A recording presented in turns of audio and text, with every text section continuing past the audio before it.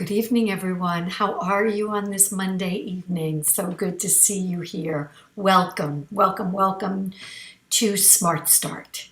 You know what I thought to do this evening? So many people have asked me about my Looking is Learning program, and I've talked about it a little bit here, and I decided tonight to take you through what would be a program that I would do with students. And this used to all be done directly in museums and galleries. And then COVID hit. So I had to take it online. And this week I'm really excited because we're going to do a hybrid. We're online, but we're also going to the park to do some of our programming this week. And mostly at this point, it's been younger students. When I'm in the museums and such, I'll work with adults. But this has been so much fun to be able to work online. And I wanted to talk about it because I'm every day inundated with what's going to happen with the schools for the fall. Will it be online? Will they be in the classroom? Will it be a hybrid? What does that all mean?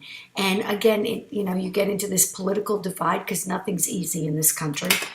You just can't throw something out there and not expect a fight instead of just a conversation about it, right? Hey, Charles, how are you? Good to see you. Great to see you here. So, hey, Sue, how are you? Good to see you, Sue. Sue, are you joining the workshop tonight, right? I'm putting you in tonight, right? I'm going to send out the link after I'm done here. Okay. So I thought I have a particular view of all of this. Before the school year closed down, I had done a lot of online teaching for the museums that I'm affiliated with, and I have a different view. And I get it that I come in for an hour or two a day, and the teachers are working very, very hard all day long remotely, but remote can work. There is no doubt in my mind that remote can work. It's great to have you here. Hi, Stuart. How are you? I know who that is. I know. We're going to call you Pew Pew for this. Yeah. Good to see everybody. So I know that online can work. I know that Zoom can work. The onus is on the teaching, right? Because the students actually behave better than in the classroom because they have you're fully focused on them. And if you had particular rules like you can't turn off your camera, you've got them. And the fact of the matter is, if we had more training, if teachers had more training, they could do very, very well with their students because it's really, you can bring in a lot of materials and students get it, but you have to really be animated. And I do this, right? I've been doing Smart Start for 3 years. I've been in the museums for years, in the galleries talking about art. But a lot of it's all about engagement, all about engagement. So I thought I'd share with you a program that I first did with my students when the quote unquote lockdown happened. And what I wanted to give them was kind of a basis for everything. And I am a believer in classical education, although I'm not only classical education. I do like using the whole purpose of what I do is looking is learning. Not the whole purpose, the whole premise of what I do is looking is learning. When you look, you learn. Ask any astronomer, ask any scientists, ask anybody. When you look, you learn. And I actually just recently read a fantastic quote that really sums up my whole program. Wonder if I can find it. But so I want to show you with one of the first programs that I do because really it gets kids looking and learning. So the first thing we start with is Greece, right? And the origins of democracy. And I basically ask them the entire time, tell me what you see. And then they'll tell me what they see. And the next question is, why do you say, what do you mean by that? Why do you say that? So that they can I can tell if they're telling me what they know or what they see. So in this, my first premise is I really want them to understand where the basis of democracy came from. This lipstick's out of control, sorry. And that the notion of a democracy is that the power lies within the people. This is not an American understanding. It's an understanding that goes way back that our society is based on. And that when you create a democracy, the world flourishes in different ways, in myriad of ways. So first we just study the three main bodies of government, and I kind of get through this preliminary work. This is the basically laying the foundation for them, and then we begin the real looking. And so I start with the three different periods of Greece: archaic, classical, and Hellenistic. And everything we go from has to do with the figures, the sculptures, and the columns. Everything goes from the columns to the figures. These kids can tell you exactly what is happening in Greece based on the figures, these sculptures, and these columns. And through that, we are going to learn architecture, art, history, literature, math, philosophy, science, government, and theater. And it's very exciting. So where we begin is the columns. And I have them just tell me hey Leslie, how are you? We're talking about my online class, Looking is Learning, this evening. So many people have asked me to talk about it, so I thought I would do it for our smart start.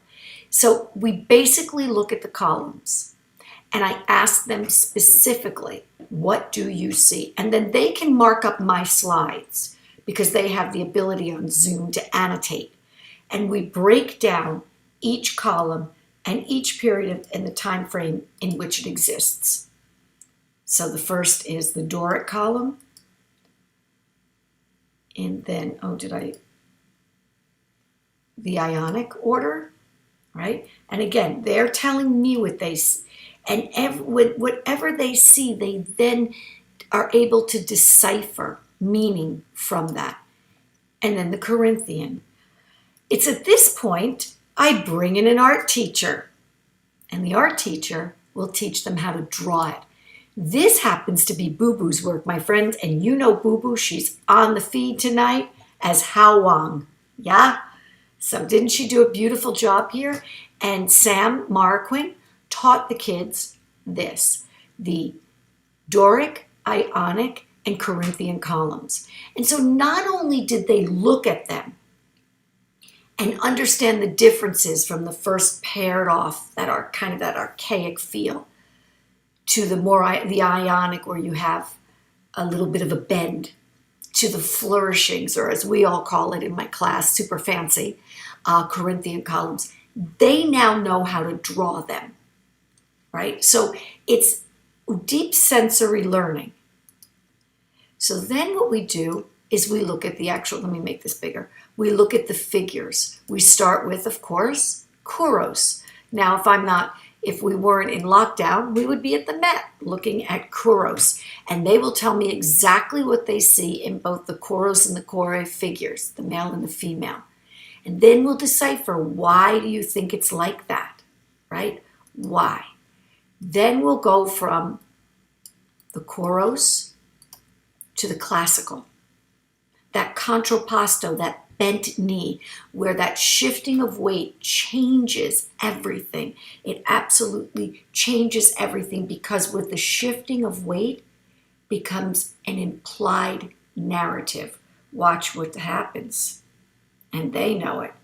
They see it. We get very excited about this person. In the Hellenistic or the high classical, we have from that contrapposto, we have this bending, this catching of a moment, which is an implied narrative. And so then we do one of our favorite things. We bring in Dion, just like we brought in an art teacher. We bring in our dance and movement teacher, Dion, who does all of those movements with them. So they start off as Kouros, that ideal male, right? That ideal female figure, rigid, hands fisted, knees not bent, one foot in front of the other.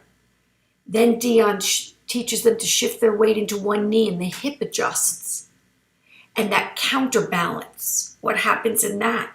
Once that counterbalance happens, then there's the ability for movement, and they all do it. And this is all through Zoom. Hi, Mom. How are you? Good to see you here. I'm talking about my class, Mom. Yeah, with everybody. Good to see you. I'm glad you made it here. So, and Dion is a master with the students. He is so phenomenal in teaching them. But we bring him back for a lot more things. So now they have Kouros, which is archaic Greece, classical Greece, contrapposto, shifting of the weight, Hellenistic Greece, catching of the moment. They have that in their body, just like they have the columns, the Doric, the Ionic, and the Corinthian in their mind's eye, in their drawings. So we have lots of sensory happening here. It's very exciting. And then we juxtapose it all. They know how to juxtapose, my friends. And I'm telling you, I have students who are rising third graders. They know how to juxtapose. And we really look. Looking is learning. It truly, truly is. And so I can completely understand if I'm teaching in a public school, but I've taught these programs in public schools, how exhausting it can be if you are lecturing students, but if you're engaging them, if they are looking and marking up the slides with you, which is, very difficult in a class of 30. But this online teaching can work. This can work, and it is my hope that as we go towards, he's great, right? You guys you're liking Dion. Yeah, they are lucky, Arlene. Thank you. That as we kind of reimagine our lives, because we see COVID's not going away. We did a great job here in New York, but now the rest of the country we're having real issues. But as we reimagine our lives, that we don't discount this notion of online learning, because it is a huge tool. It's enormous. And kids stay healthier, safer. I mean, have you ever been into a elementary school? Oh my God. Everybody's sick all winter, right? Charles says, do you ever wonder about our current age? Do you compare it with the Greeks? All the time. Thank you for asking me that. Thank you for asking me that, Charles, because that's exactly what we did with the Greek history. We learned that Herodotus was one of the first historians, in the sense that all these things, that Greece was flourishing. Why? Because it was a democracy. The power is within the people. You have some checks and balances. You have an emerging democracy, and you have a flourishing of ideas. You have a flourishing of theater, of art, architecture. And so he starts writing it down for one of the first times. And one of his great quotes is, circumstances rule men. Men do not rule circumstances. So I asked the kids, write me a paragraph. Write me 2 sentences. Draw it out. What does that mean to you today? And that wasn't even homework. They all told me what it meant. It's the COVID virus. It's ruling us. We can't rule it. Brilliant. Exactly right. Can anyone learn Greek? Anybody can learn anything, right? Look at what you guys learn all the time. So we started there. Then we have a great time learning about Greek literature. And so we noticed that a lot of times in Greek literature and in Greek myths, there are these wonderful animals. And then I asked everybody to pick out a spirit animal for themselves. So everybody had their wonderful spirit animals. Then we started to draw urns, Greek urns. And we noticed that a lot of the urns, and I'm sorry I don't have any here, had animals on them. So I asked the students, draw your spirit animal on your urn. I have some great pieces too. And they did. And then we read Keats's Ode to a Grecian Urn. Yeah? And so really then starting to really connect cultures and what we're really, the way we see, the way, the long-lasting effects of this culture, right? And then we started to think about spirit animals, and then Dion did a whole series of movements for the kids. Each kid's picked a spirit animal, and then Dion gave them a movement to go along with their spirit animal. And then what did we do with that? We decided to make it a ballet. So we connected all the students' spirit animals together. But what we did was, I wanted to make the connection for them that the spirit animals, oh, did I not put that slide here?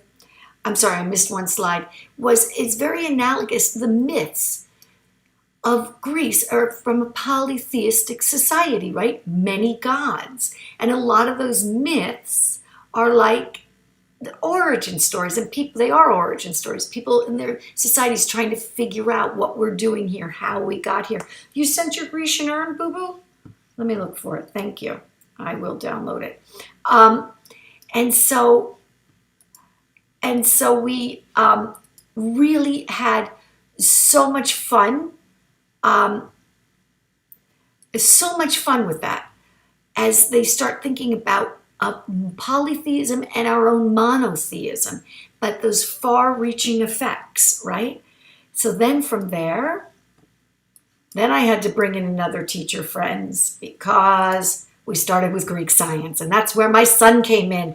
And my mother is on this feed, and she will tell you he is the most brilliant boy in the world, because nobody loves a grandchild like my mother. Arlene, you love your grandchild, you and my mother, okay? You can fight over who loves their grandchild more. Yeah, and so we start talking about Ptolemy, and then Greek mathematics, Archimedes and Euclid. And what we did with that was, we wanted to figure out, because as we know, let's go to Archimedes, he really came up with the calculation for the area of a circle, or pi. So then I bring it to the present and my own world at the Cathedral of St. John the Divine. And I tell the students that the rose window is 40 feet across in diameter, and ask them to find the circumference. And my friends, they can find it easily. They can find it easily. I could ask them right on this right now, and they will tell you. Right, boo-boo? Do you remember the circumference? You don't have to remember it. We know how to do it. We multiply the diameter by pi.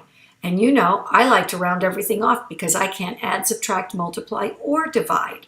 Yeah, because I know how to look and learn. That's about it. Yeah. So it's a very, very exciting program. And we end it with, and this is over the course of a month, we end it with Greek theater. They dress up in togas for me, laurel leaves, and they recite some Greek theater, something from Euripides or Sophocles. I find appropriate pieces. It's not easy to find in Greek theater, but we find it. And so that becomes the basis of everything, of looking is learning. And then if they later on they decide to do a program with William, my son, Chill with Will, math and science, everything that he's teaching them is from that premise of looking is learning, working with the real details of math and science. Tricky, really tricky work, but really doable because they're looking, they're engaged, they're constantly talking, they're constantly telling us what they see. And so I do really believe that in America, we really do have let me go to this screen, an opportunity right now to level the playing field in education, right? To be able to bring programs like this to all students. Right now, a lot of my programs that I'm bringing are in private schools. The public schools, their budgets are going to be decimated this fall if the president has anything to do with it. Thank you, Sue. I'm hoping that, what I'd like to start doing is finding some scholarship money so that I can bring in students that normally wouldn't get to be able to do this kind of work. But think about if we were able to work like this in this country, how much more enriching it would be. I am so sure that this work enhances everything else that kids do. I have kids that tell me that they have not studied for a standardized test and they haven't even learned some of the material from the standardized test, my students who are homeschooled, and yet they did brilliantly on the test. We could spend less time teaching to the test and more time. That's right. That's right, Lucian. It's the diameter times the circumference. That's very good. By pi. That's exactly right. And, you know, it's time to it's time to change it up. It's time to reimagine it. If I can do it, my God, if I can do it. There are educators out there that have decades on me. If there are administrators out there in schools, principals, superintendents, if I can do it, you can do it. We can reimagine education. We can reimagine a level playing field where the test isn't everything, but it's your ability to make connections, your ability to analyze, your ability to parse information, your ability to debate a topic, your ability to understand cultures from their art, from their experience, from the experience of it, rather than the prejudice that we get, that we feel. No, you're not bad at math. You're absolutely not, boo-boo, not at all. So I wanted to share that with you.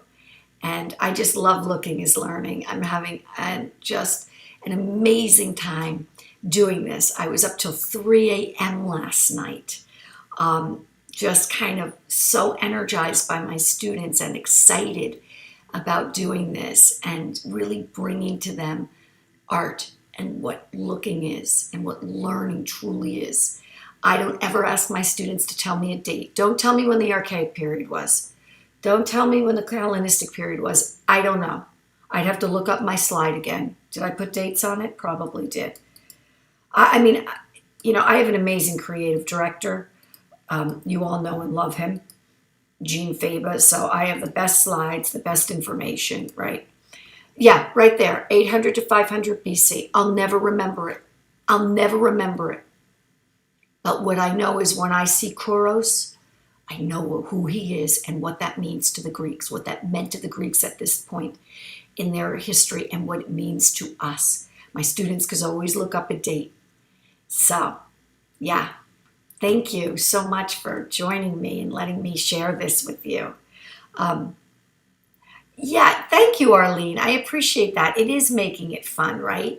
And I want to do that. And that's the same thing that all the teachers that I'm training in my Looking is Learning method. Sam joined us from our workshop. Jamie joined us. My son, Dion. Heidi Lanino has joined us. They all go for, yay for Jean.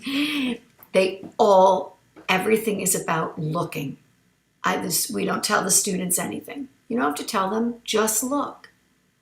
It's a way of empowering them and letting them know that at every stage of their lives, what they see is so important. It's who they are. And if I want to see something different, I can't see things differently, right? I see things the way I see them, but it's a way of jumping into someone else's world too. And then we can understand other people's experiences. Wouldn't that be an amazing world, my friends? If we lived in a world right now where people went, yeah, you know, and a lot of people are doing it, but those that aren't doing it go, you know what? I haven't experienced the type of racism that African Americans in this country have experienced. But it must be really difficult if they keep telling us that their experience, I want to know what that feels like through their eyes. Instead of just, no, it doesn't exist. Racism doesn't exist. It's a hoax. It's a this. We would be a different place. We're getting there. We're getting there. Yeah? Thank you, Arlene. Arlene, we're going to the park on Wednesday. with my students, we're going to go to, I think we're going to go to Bryant Park. And then pretty soon as some studios open, I want to take them over to EFA and your studio as well. We'll see when everybody starts feeling more comfortable. So my friends, thank you so much for joining me this evening. I will be back with some more art tomorrow. Yeah, it'll be fun. Yeah, thank you. Should I hit a like? What is that? Yeah, Cheryl, you're looking as a, should be, oh, thank you. You know, do you know what, Leslie? It's thank you so much for saying that, because I actually, somebody had mentioned to me an NEA grant, or that I should be applying for grants through the program, because what I really want to do with any of the grant money is to use it for scholarship. That's what I would like to do. I'm not a 501c3. And it really takes so much to develop that, but I would love to be able to offer scholarships. I'm thinking of doing some fundraising and just using it as scholarship money, so that I can make sure that as many students as possible can do this. I'm happy to do it in community centers, wherever, you know, I'd love it. So thank you all so much. So good to see you this evening, and I will be back tomorrow. Yeah, but Leslie, thank you for that. I appreciate it. I'm going to look into it, because I think an NEA grant, someone has to apply for you, right? Yeah. All right, everyone. See you tomorrow evening. Mom, I'm so glad you got on. Look at that. My mother's so good. Yeah. All right. Have a good night. Bye-bye, everyone.